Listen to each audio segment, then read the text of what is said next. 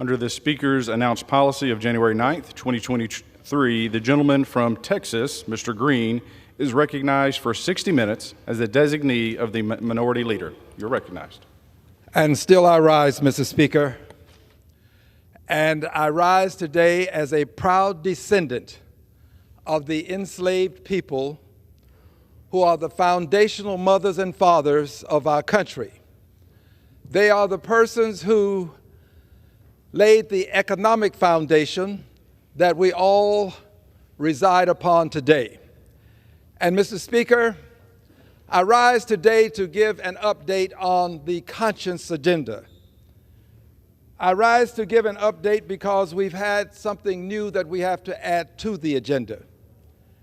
Previously, we've announced that the agenda would consist of expanding a Slavery Remembrance Day. August 20th of 1619 is a day that will live in infamy. It was a seminal moment in time for this country because it was on that day that persons upon a ship, the White Lion, docked at a place called Point Comfort near what we now call Norfolk, Virginia. On that ship were persons of African ancestry. The first 20 Africans, there may be some debate as to the number, but approximately 20 is what is recorded in most places, it seems. First 20 Africans who were traded for goods. They became the first enslaved people in this country. August 20th of 1619, a day that was a seminal moment then and a seminal moment now because of the impact that it has had on our country. Slavery should be remembered. We have a Holocaust Remembrance Day, and I completely, absolutely, and totally support it. I was at the Holocaust Remembrance ceremony just recently, where we commemorated those persons who were victims of the Holocaust. We have a 9/11 Remembrance Day. We have a Pearl Harbor Remembrance Day. We must have a Slavery Remembrance Day. I'm proud to let the world know that this House of Representatives did pass a resolution commemorating slavery remembrance. It did not make it through the Senate, but the House did pass it. I'm also honored to say that our president, the Honorable Joe Biden, recognized Slavery Remembrance Day with a press release. And last year in Houston, Texas, we had an official Slavery Remembrance Day commemoration breakfast. And at that breakfast, we had over 1,000 people in attendance. We will have another such breakfast on August 20th of this year. Slavery Remembrance Day is a part of the conscience agenda. We also have on the conscience agenda the awarding of a Congressional Gold Medal to the enslaved Americans of African ancestry. A Congressional Gold Medal to them. Why? Because in this country, we have reviled the enslaved and revered the enslavers. In this country, we've named military bases and schools after enslavers. We've not done such things to any great degree that I'm aware of for the enslaved persons. We revere the enslavers and revile the enslaved. And there is something a little bit more sinister associated with this. It is the notion that there seems to be an expectation that the descendants of the enslaved behave as perfect victims. Behave as perfect victims. Allow your ancestors to be dishonored. Allow them to be disrespected. Be the perfect victim. Allow schools that you send your children to be named after enslavers. Allow military bases that your young people will go to and serve when serving in the military. Do this and don't complain. Don't complain. It's okay. After all, they were the enslaved. But we will salute, revere, and give great honor, lionize those who were the enslavers. Something sinister about that, expecting the descendants to appreciate the revering of the enslaved while reviling revering the enslavers while reviling the enslaved. Something sinister about it. It boggles the mind. I refuse to be a perfect victim. I'm not going to honor the enslavers, and I think that we should honor the enslaved. This is why we're asking this Congress to award a Congressional Gold Medal to the enslaved. They are the people who helped construct this very facility that we're in. They're the people who, with their humble hands, helped to erect the White House and build it. They're the people who built roads and bridges, planted the crops, harvested the crops, fed the nation. Many of them were born into slavery. Babies were enslaved in this country. Babies lived as children in slavery and died as slaves. Hundreds of years, and people expect the Al Greens of the world to be perfect victims. Just accept it. I refuse to be a perfect victim. This is why I'm asking for a Congressional Gold Medal for the enslaved persons who are the foundational mothers and fathers of this country. There's another reason for asking. We in 1956 awarded a Congressional Gold Medal to the enslavers. The Confederate soldiers were awarded a Congressional Gold Medal. No such thing for the people who built the country. Lives were sacrificed so that we could have this economic power that we have today. By the way, I love my country. I sing the national anthem. I stand. I say the Pledge of Allegiance. I'm not a person who, with some great degree of disdain, disrespects the flag. I don't do it. But I will say this: the greatness of America will not be measured by whether I salute the flag or sing the national anthem. The greatness of America is measured by whether I will stand up for the rights of those who choose not to salute the flag, who choose not to sing the national anthem. And I do. I stand up for them. But I would want you to know that if we can, as we did in 1956, give a Congressional Gold Medal excuse me, to the enslavers, surely we can accord a Congressional Gold Medal to the enslaved. Just as we have done it for those who would have kept them in bondage, we can do it for those persons whose lives were sacrificed such that we would have this facility, such that we would have the economic engine that we have today. So we've asked for the Congressional Gold Medal. We have also noted that Richard Russell, a self-proclaimed white supremacist, Richard Russell's name is on the Senate Russell Office Building. Self-proclaimed white supremacist. Richard Russell fought anti-lynching legislation that we just passed in this Congress, in the last Congress, not this Congress, but the last. Self-proclaimed, fought integration. One of the authors of the Southern Manifesto, Richard Russell. His name is on the Russell Senate Office Building. That's the Richard Russell. His name ought not be there. The Richard Russell Office Building, I will remove this momentarily, is a symbol of national shame. These are the enslaved persons who were brought here, a depiction of them in 1619. The Richard Russell Building is a symbol of national shame. The Senate has been in the process of, along with this House, of taking the names of Confederate soldiers off of military bases. But that same Senate will not remove the name of Richard Russell from a building that it resides in, the Richard Russell Office Building, a symbol of national shame. I do not enter the Richard Russell Office Building.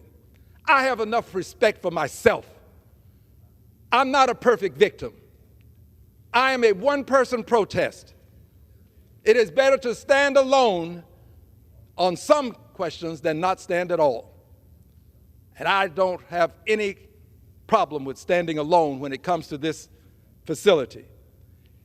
Richard Russell has a rotunda in this facility devoted to him with a statue of Richard Russell.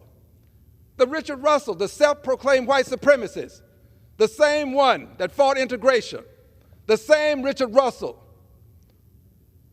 who authored or co-authored the Southern Manifesto, a building named after a racist, bigot, self-proclaimed white supremacist. His name needs to come off of that building. It should revert to the name that it had before his name was placed on it, which was the old Senate Office Building. And if we'd like to name it something more, we can. But the Senate is participating in the shaming of the nation by allowing this name to stay on this building.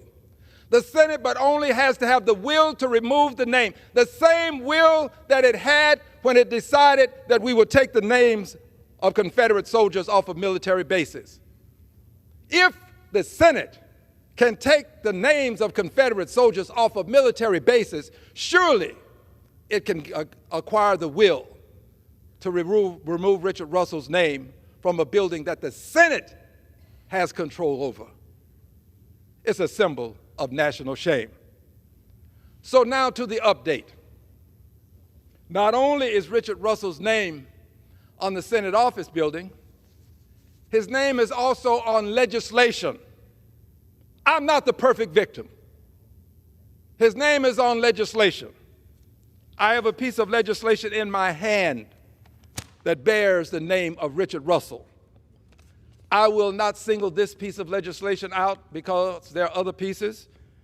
And the substance of the legislation I have no quarrel with. But I do take issue with having legislation named after a person, in honor of a person who is a self-proclaimed white supremacist, in honor of a person who fought anti-lynching legislation, same person who co-authored the Southern Manifesto.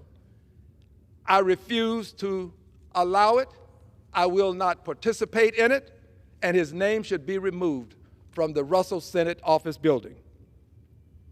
This piece of legislation, as I have indicated, bears his name. It is the Richard B. Russell National School Lunch Program. His name shouldn't be on a school lunch program. It shouldn't.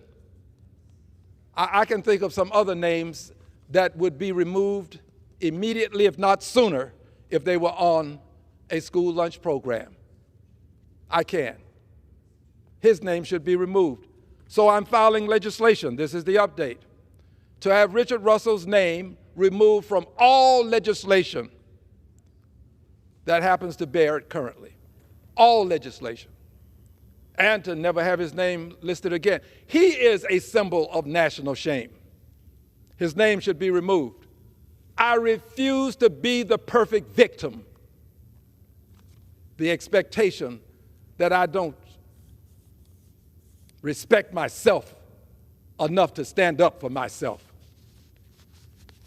And what's so ironic about this, and really it breaks my heart, to just know that there are people who know this They know this. People of color, African ancestry, they know this. And they still frequent the Richard Russell Office Building, a symbol of national shame. At some point, my dear friends, we have to cease to be the perfect victim and allow others to expect and ourselves to participate in the shaming of our ancestors and the treatment that African Americans have received in this country by a Richard Russell having a building named in its honor. We have to remove his name. This agenda also includes some other things. That was the update, but let's go ahead and refresh memories now. We have another item on the agenda, and that is enacting the Securities and Exchange Atonement Act. Securities and Exchange Atonement Act. Friends, I had the honor, the singular honor, of serving as the chairperson of the Oversight Subcommittee on the Financial Services Full Committee. I did so under the leadership of the Honorable Maxine Waters. And under her leadership, we found that there are banks in this country, the big banks, the major banks. These banks, through their predecessor institutions, these banks literally made loans so that masters, as they were called, could buy slaves, enslaved people. So they would buy them. And if the master did not make the payments, defaulted, the bank repossessed the people, treated them as chattels. I refuse to be the perfect victim. This behavior necessitates atonement. We need to do what this legislation will call for, and that is, let's do the research. Let's find out which of these banks benefited from this institution of slavery because they made a profit when they made these loans, and they need to atone. That's what this legislation is all about. But we also found out that the major insurance companies, they insured human beings as chattels. And when the master's chattel, the human being that was enslaved, had some death that was one that would require the master to be compensated, the master received payment for the death of an enslaved person. This has to change. There has to be some atonement for this. That's what this Securities and Exchange Atonement Act is all about. And the last thing on the agenda currently is the establishing of the Department of Reconciliation. To get all of these things done requires reconciliation. But reconciliation is bigger than the institution of slavery. There are others who necessitate reconciliation as well. An example would be the indigenous population, the persons who were here when the Europeans arrived. The indigenous population, those persons who suffered what we call the Trail of Tears, literally uprooted from their homes, forced to move across country simply because others wanted their land. So they just took it, forced them to move. Many died along the way. We need to reconcile for this. And then there were the persons who were placed in these camps when we were at war with Japan. Their homes lost, property lost. We need to reconcile. There is reconciliation that must be had, and this department would help us do this. We have right now a Department of Labor to deal with labor issues, and we have a Secretary of Labor. The Secretary of Labor reports directly to the President. We have a Department of Commerce to deal with issues associated with commerce, and the Secretary of Commerce reports to the President.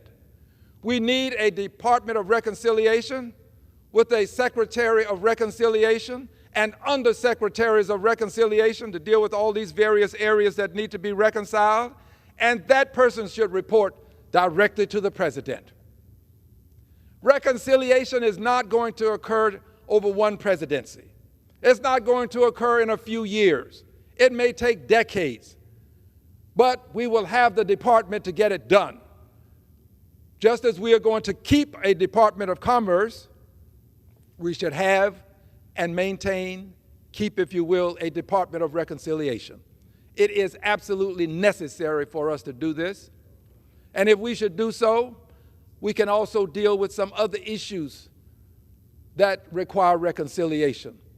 This is the way a great nation should respond, a nation that requires liberty and justice for all. That is what is in our Pledge of Allegiance. A nation founded on the notion that all persons are created equal, endowed by their Creator with certain inalienable rights, among them life, liberty, and the pursuit of happiness. This is what this nation was founded on. We have to live up to the promise in the pledge. Live up to the words in the Declaration of Independence. We have a duty and a responsibility to posterity to correct the injustices that were perpetrated. And I have a duty and a responsibility to myself to decline to be the perfect victim. So I rise and I stand in this, the well of the house, not the perfect victim, but as a proud descendant of the enslaved people who helped construct this very facility. And I do so knowing that there will be resistance to what I do. But I do so knowing that that resistance cannot withstand the bending of the arc of the moral universe toward justice for the enslaved people who are the foundational mothers and fathers of this country. I am proud to be a descendant of these enslaved people. And I yield back the balance of my time.